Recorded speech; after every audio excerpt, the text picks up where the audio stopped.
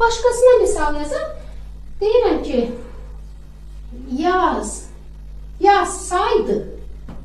yazsaydı girərdi. Baxaq, yazsaydı sözündə sa-sə var, bir də d var.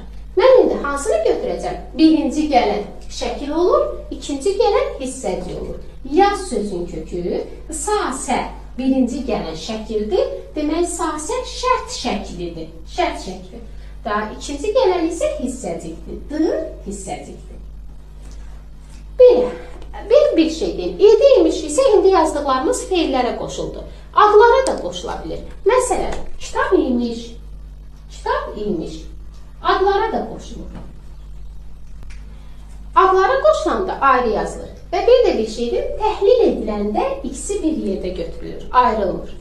Məsdərə də qoşulur, feili sifətə də qoşulur, feili bağlamaya qoşula bilmir, bir də əmr şəklinə qoşula bilmirlər. Yenə də deyirəm, əmr şəklinin xüsusi şəkilçisi yoxdur ona görə. Belə, bu qədər rahat.